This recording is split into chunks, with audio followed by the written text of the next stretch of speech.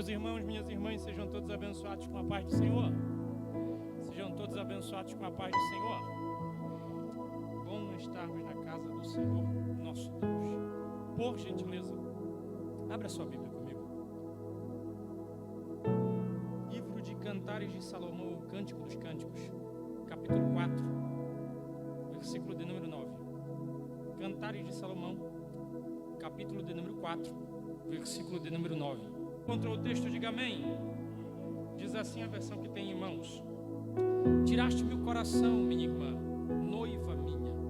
Tiraste-me o coração com um dos teus olhos, mas conquistaste-me com um colar do teu pescoço.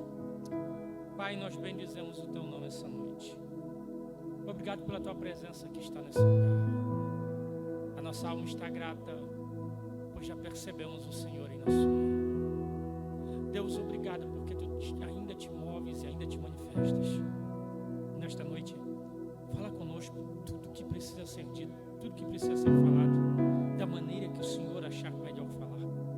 Só não nos permita sair daqui da mesma forma que adentramos, mas fala para que saiamos daqui tendo a certeza de que ouvimos a tua voz e cheios da tua presença, pois o Senhor é muito bem-vindo em nosso meio, ó doce meio amigo Espírito Santo.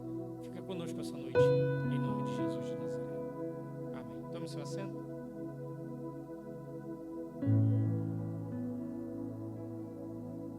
Dê-me uns minutinhos da sua atenção, um pouquinho da sua paciência. Eu sei que o texto que lemos, ele não é um texto tão usual. Talvez por conta da sua difícil compreensão.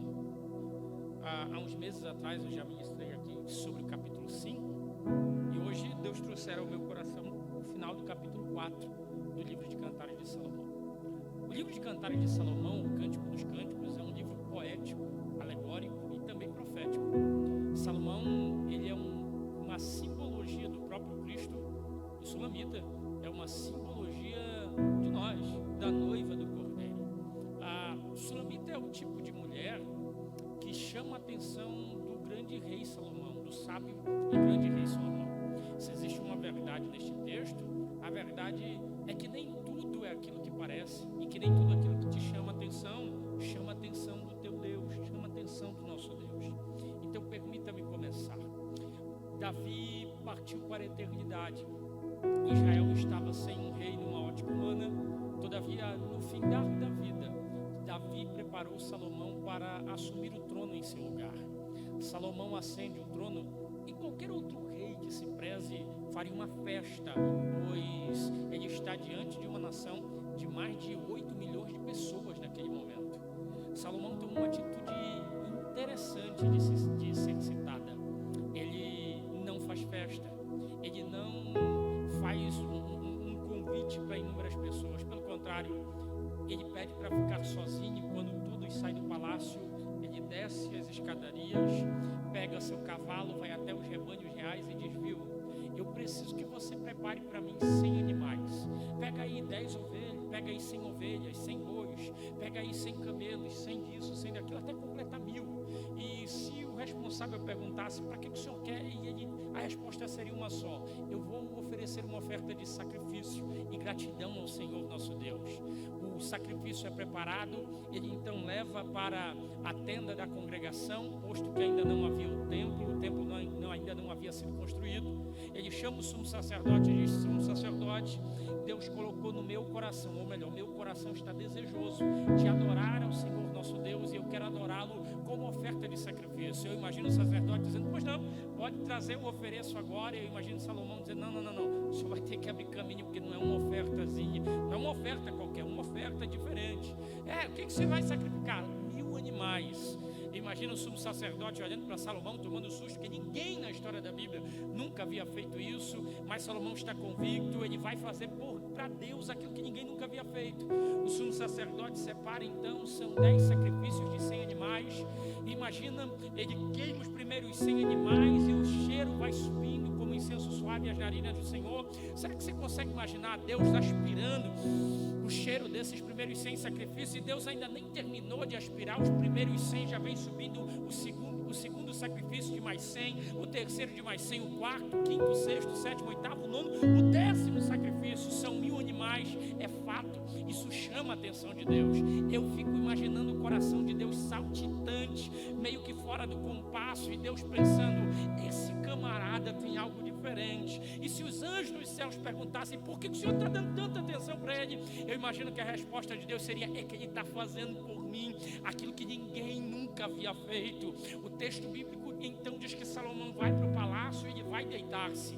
E naquela mesma noite, é o que diz o texto do livro de Crônicas, Deus vem em sonho a Salomão, e eu imagino Deus apaixonado, com um olhar apaixonado, se é que você me permite fazer uso dessa expressão, olhando para Salomão e dizendo, pede o que tu quiseres e eu vou te dar. Se Salomão perguntasse, por que o Senhor está fazendo isso por mim? A resposta de Deus provavelmente seria, porque você fez por mim aquilo que nunca ninguém fez. E todas as vezes, alguém começou a entender, e todas as vezes que alguém faz para Deus aquilo que ninguém aqui na terra fez, Deus reage do céu, descendo a terra e fazendo por esse alguém aquilo que não fez por ninguém.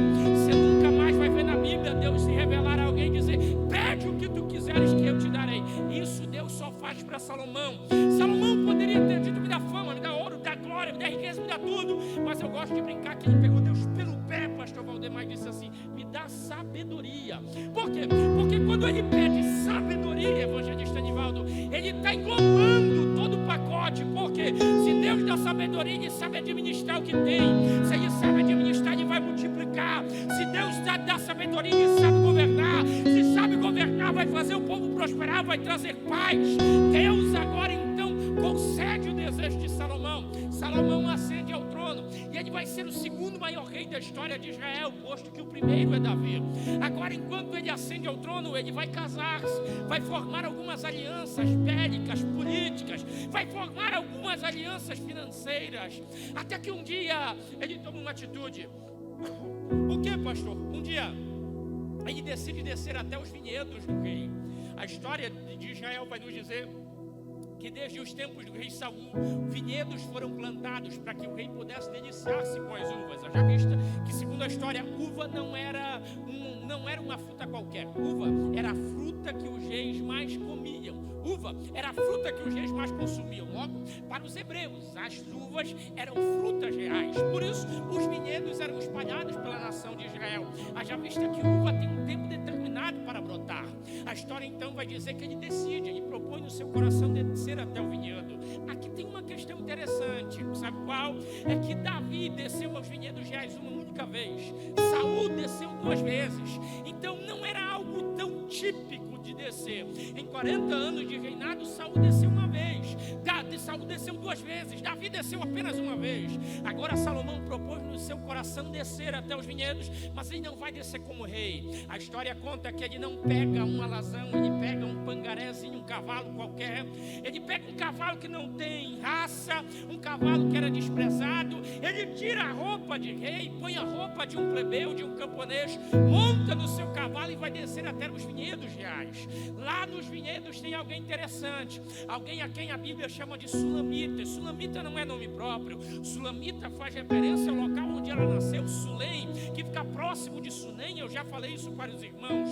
Sulamita está trabalhando nos vinhedos reais, colhendo uvas, e o texto bíblico vai dizer que ela é morena, mas não de natureza. A história vai dizer que ela é morena porque tem a pele queimada de tanto que trabalhou no sol. Ela era a irmã, provavelmente a irmã caçula de pelo menos 4 irmãos, e os 4 irmãos colocaram ela para trabalhar no parreiral, nos vinhedos reais. Ela está colhendo uva, eu já falei isso outra vez, não custa repetir, só que ela vai colher uva de uma forma diferente. Qualquer ser humano que vai colher uvas, principalmente as uvas escuras, as uvas que produzem vinho tinto, ele não vai colher com roupa branca, porque ele sabe que vai manchar. Só que a história vai dizer que Sulamita vai colher uvas com um vestido branco, semelhante ao vestido de uma noiva.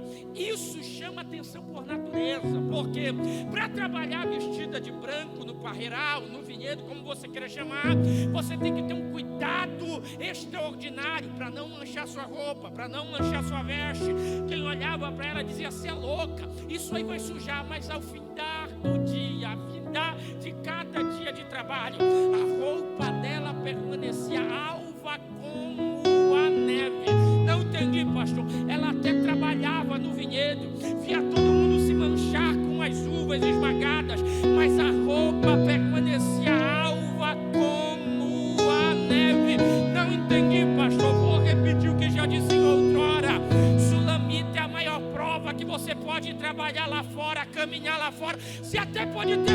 pode lá fora, mas só peca quem quer, só erra quem quer, só se perde quem quer, só faz o que é errado quem quer, porque isso é escolha, isso é opcional. Você decide se vai fazer o certo ou se vai fazer errado. Ela decide não se contaminar. E como decide não se contaminar, isso chama atenção. Olha aqui para mim, sabe por que o mundo nos odeia tanto? Sabe por que o mundo persegue tanto a igreja? É que para o mundo é normal se encharcar no lamaçal do pecado. Para o mundo é normal fazer aquilo que desagrada a Deus. Só que quando chega aqui na porta que eles olham para a igreja, eles ainda veem alguém com as roupas alvas como a neve, gritando Maranata. É por isso que a igreja é perseguida.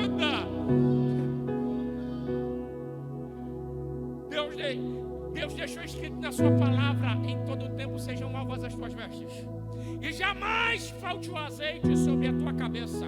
O mundo diz é normal, a igreja ainda clama Maranata. A história então vai dizer que Sulamita trabalha de branco, e quando alguém pergunta para ela por que você trabalha, a resposta é uma: o rei pode descer e vir nos visitar a qualquer momento. Se ela soubesse que aquele dia, se ela soubesse que aquele dia seria um dia diferente, se ela soubesse de que naquele dia iria acontecer o sonho dela, talvez ela tivesse preparado mais ainda. Naqueles dias, lembra da história que eu comecei te contando? Naquele dia, Salomão decidiu descer até o vinhedo. Sabe o que é interessante? É que o rei desce, mas não desce vestido de rei. Por quê? Porque nem todas as vezes ele vai se manifestar, ele vai me visitar, ele vai passear em nosso meio da forma que eu quero. Vou repetir para ver se mais alguém me entende. Não é porque eu tenho uma personificação do rei na minha cabeça que todas as vezes ele vai descer como rei. Vou melhorar. Não é porque eu sei que está escrito na coxa dele, rei dos reis e senhor dos senhores, que da sua boca sai uma espada desembanhada que corta até a divisão das almas, das juntas e medulas até a divisão da alma. Não é porque os olhos dele são como chama de fogo, os pés polidos como latão reluzente, que ele vai descer assim todo o tempo. Tem hora que ele até desce como rei, mas tem hora que ele desce em uma brisa que só quem está à espera dele consegue reconhecer a presença dele no meio. A história vai dizer que ele vem passeando montado num cavalo qualquer e a roupa não é de rei. Ele já estava passando ali, presbítero Eliseu, há muito tempo. Mas sabe o que é interessante? É como a verdade é que como o povo esperava que ele viesse vestido de rei, não reconheceram. Só que tinha um ali no meio, a quem a Bíblia chama de Sulamita, que ela viu ele passeando no meio do povo uma vez. E aí, quem vê o rei uma vez jamais consegue esquecer de quem ele é. Vou melhorar. Quem em um momento da vida teve um encontro com ele não consegue esquecer de quem ele é de verdade. Aleluia. Eu estou arrepiado sentindo Jesus.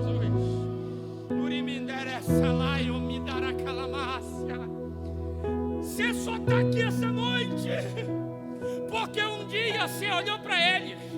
E é impossível, irmão, olhar para o Rei da Glória e não se apaixonar por Ele. É impossível ter um encontro com Ele e querer viver a vida do mesmo jeito. É impossível sentir a presença dEle e nunca mais querer sentir isso de novo. Salomão vai passando e ninguém reconhece. Só que Ezequiel, meu amigo, Sulamita viu uma vez quando ele era criança. Era lícito que quem estava trabalhando no vinhedo pegasse uma porção de uva para levar para casa e repartisse com a sua família em casa. Mas não era lícito repartir as uvas ali. A história conta que Salomão chega perto e quando ele olha para ela e diz: dá-me um punhado de uvas, ela diz: ó, para ninguém eu posso repartir a minha porção diária, mas para o meu Senhor pode levar tudo, porque tudo que tem aqui é teu. Vou repetir: para o Senhor pode levar tudo, porque tudo que tem aqui é teu. Não entendi entendi, pastor. Salomão passou, ninguém reconheceu, mas opa, tinha alguém que esperava a visita do rei, tinha alguém que esperava a presença do rei, tinha alguém que era desejosa por estar na presença do rei. Parece que tem alguém aqui essa noite que é amigo de Sulamites, também estava desejoso em estar na presença do rei. Sabe por que a gente quer tanto estar na presença do rei? Vou te explicar. É que na presença do rei a tristeza salta de alegria. Na presença do rei o que estava sem forças é levantado forte. Na presença do rei aquele que cansou voa com asas como que de águia. Na presença do rei o mais fraco se torna o mais forte. Na presença do rei, se não consegue andar, ele carrega. Na presença do rei a água não afunda, o fogo não queima. Na presença do rei ninguém morre. Ninguém morre.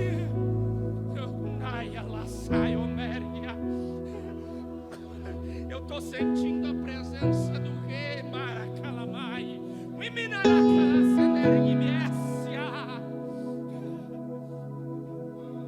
Ninguém reconheceu. Mas quando ela viu, ela disse: John, é ele. É ele. É ele, eu não vou deixar de passar por mim sem oferecer algo para ele. Pega isso porque é uma chave para a tua vida. É ele, eu não vou deixar de passar por mim sem oferecer nada para ele. Eu não tenho ideia de como você chegou aqui. Isso não é jargão de pregador, mas deixa eu mexer com a tua mente. A igreja não é lugar de receber, aqui é lugar de entregar algo para o Deus a quem você veio cultuar essa noite. Deixa eu te fazer uma pergunta. O que é que você tem para entregar para ele essa noite? Deixa eu te fazer uma pergunta. O que é que você vai entregar para ele essa noite? O que é que você veio entregar para ele aqui essa noite? Ah, pastor, o senhor está falando de oferta? Não estou falando de dinheiro. Estou perguntando o que você veio entregar para ele aqui essa noite. Porque no geral a gente entra aqui para pedir, quando deveria entrar aqui para entregar o melhor louvor, o melhor glória, o melhor aleluia, a melhor adoração, a minha vida, a minha história, meu coração, a minha alma. O que você veio entregar para ele? Não tenho ideia, mas eu estou te dando 5 segundos apenas para levantar as duas mãos, fechar os olhos, abrir a boca e entregar a ele algo essa noite. Vai, aproveite essa noite e entregue pelo menos uma palavra de adoração.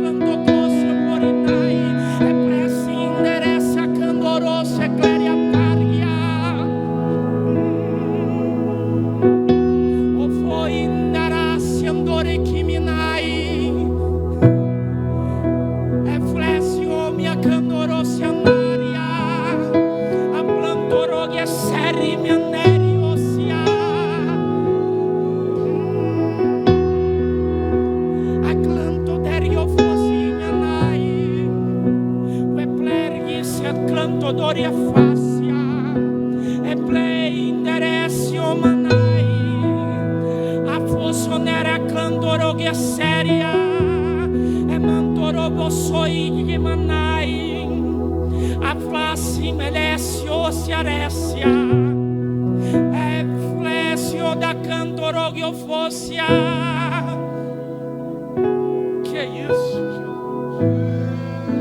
Levante a mão direita aos céus. Levante a mão esquerda, eu já termino. Levante a mão direita aos céus, levante a mão esquerda. e receba renovo da parte de Deus, que começa a descer como chuva essa noite nesse lugar. Receba renovo da parte de Deus, que começa a descer como chuva essa noite sobre nós. Você que é batizado com o Espírito Santo, receba a variedade de línguas estranhas. Agora,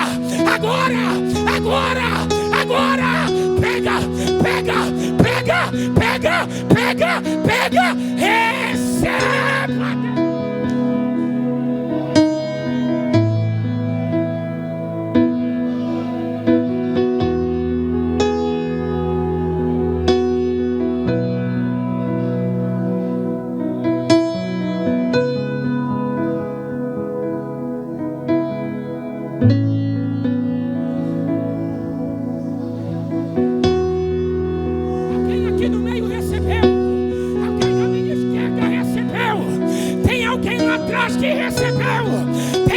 Ali no meio que recebeu, receba desta graça.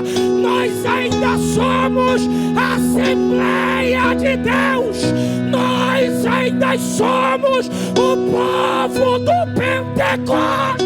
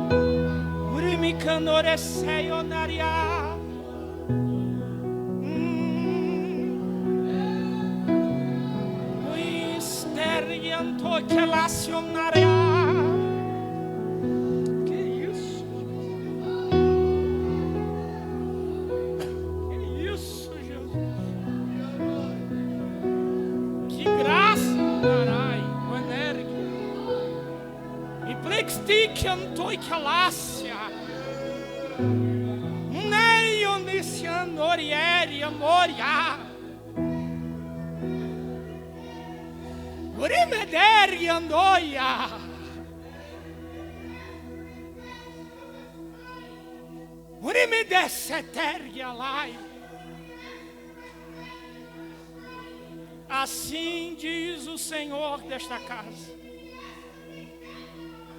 eis que marquei esta noite para descer e me manifestar,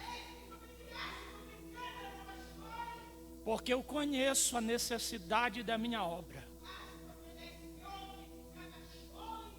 e só conheço porque eu sou o dono dela.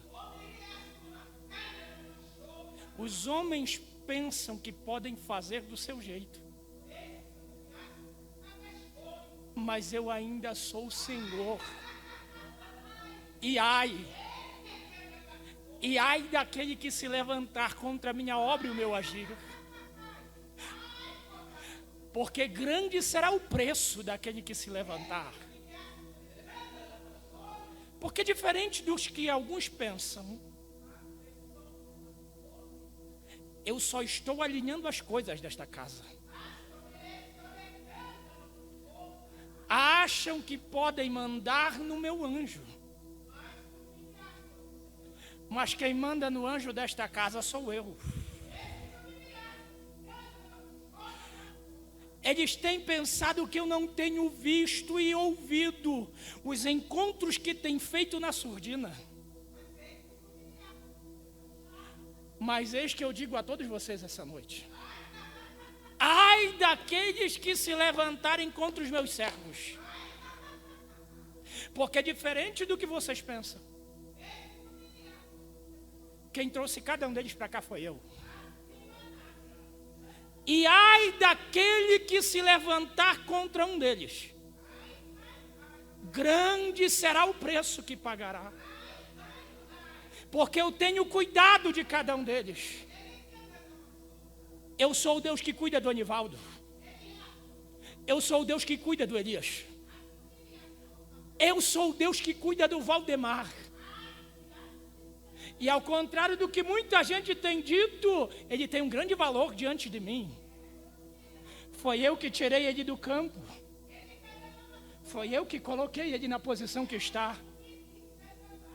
Quem deu a graça para ele foi eu. Muitos de vocês têm menosprezado o meu servo. E grande será o preço que pagarão aqueles que se levantarem contra ele. Foi eu que trouxe o John para cá. Foi eu que trouxe o Jeremias. Eu montei essa equipe para abençoar vocês. E só sai daqui quando eu der ordem. Porque estão debaixo da minha proteção.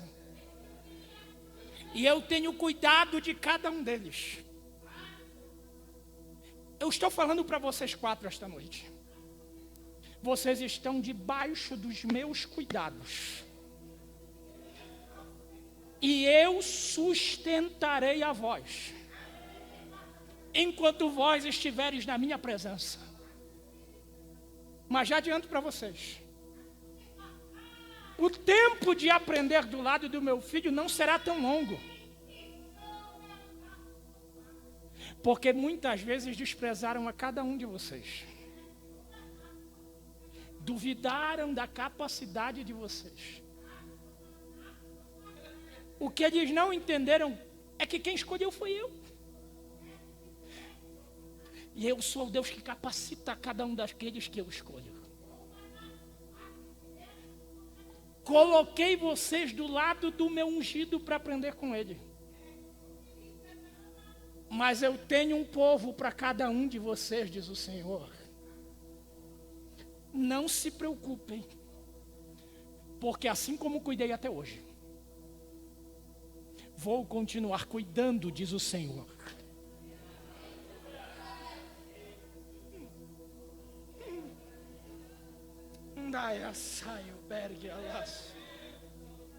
Que isso, Jesus?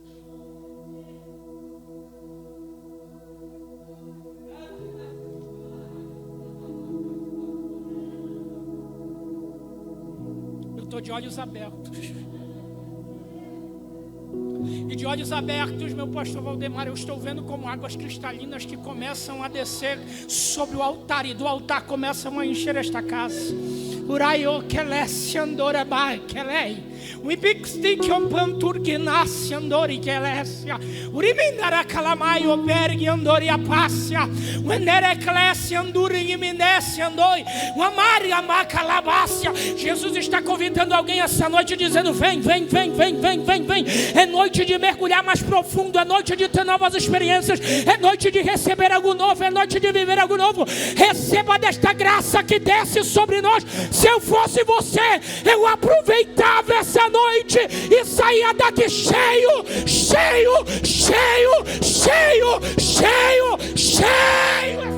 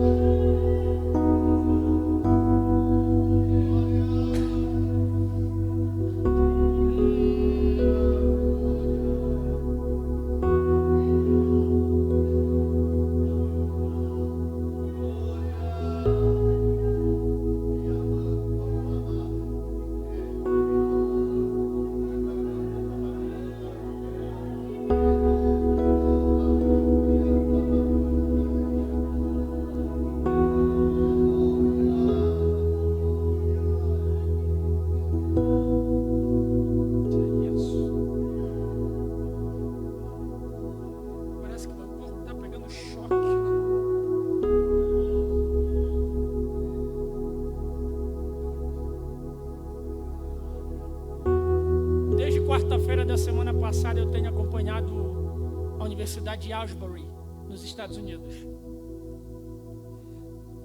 A minha esposa está ali, ela sabe, ela ouve minha oração. E a minha oração há anos tem sido: aviva essa geração. Aviva o teu povo. Aviva o teu povo.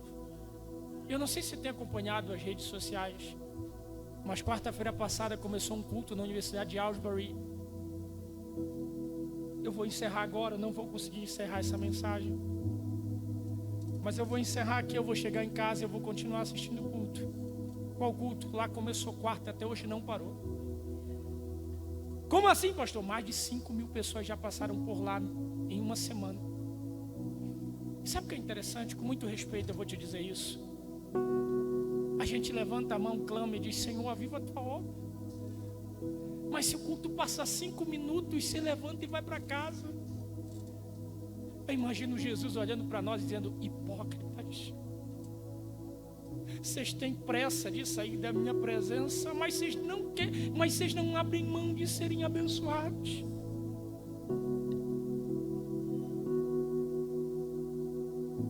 Você quer viver um 2023 extraordinário? Aprende uma oração. Que oração que o Billy Graham fez? Faz de novo. Faz de novo. Nos faça viver aquilo que os nossos pais viveram.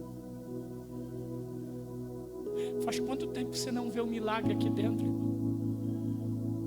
Faz quanto tempo que você não vê um surdo ouvir, um cego enxergar, um mudo falar, um paralítico levantar? Faz quanto tempo que você não vê isso acontecer na sua igreja? Pastor, isso é culpa do pastor. Não é culpa de ninguém que está do teu lado. A culpa é nossa. Eu não vou encerrar essa mensagem que meu horário não permite. Eu quero respeitar o horário. Mas deixa eu te dizer 2 coisas antes de encerrar. O que chamou a atenção de Salomão foi o colar que Sulamita tinha no pescoço. Foi o texto que a gente leu, né? Você sabe por quê? Era um colar de pérolas. Não entendi, pastor. Era um colar de pérolas. Pastor, por que isso chamou a atenção? É porque Salomão era extremamente sábio, o homem mais sábio depois de Jesus. O que ele entendeu? É que pérola é o produto da dor de uma ostra. Se você não sabe como a pérola é produzida, eu faço um resumo. A ostra tem que abrir e fechar para se alimentar. Em uma dessas vezes que ela abre e fecha, pastor Elias, entra um pequeno grão de areia. Aquilo começa a arranhar, Tiago. Aquilo começa a incomodar. Aquilo começa a causar uma dor tão intensa que se a ostra tivesse olhos, ela choraria. Mas como ela não tem olhos, ela em meio à dor vai produzir uma substância chamada nácar. Nácar é a substância que a ostra produz para cobrir aquele grão de areia, pastor Valdemar. Só que uma camada de nácar não cobre, ainda causa incômodo. Ela produz a 2ª, 3ª, 4ª, 5ª, a 10ª, evangelista Anivaldo. E a dor não para. Sabe por quê? Porque 10 camadas não são suficientes para fazer com que aquele grão de areia deixe de incomodar. Não entendi, pastor. Quanto mais dor a ostra sofre, mais na cara ela produz. Vou melhorar para a gente encerrar. Quanto mais dor ela sofre, mais na cara ela produz. E aí, pastor, depois de pelo menos 100 camadas de nácar, ela formou uma pequenina ostra, uma pequena pérola dentro dela. Não entendi. A dor que ela sofreu por conta daquele grão de areia gerou uma pedra preciosa. A dor que ela sofreu por conta daquele incômodo gerou uma pedra preciosa. Levante a mão e aqui eu encerro. Essa dor tem um propósito. Esse sofrimento tem um intuito. Ele está gerando algo precioso da parte de Deus para a tua vida. Ele está gerando algo precioso da parte de Deus. Não entendi, pastor. Não é hora de parar. Não é hora de desanimar. Aguenta, suporta o processo, porque só tem pérola quem suporta o processo. Só tem pérola quem suporta o processo.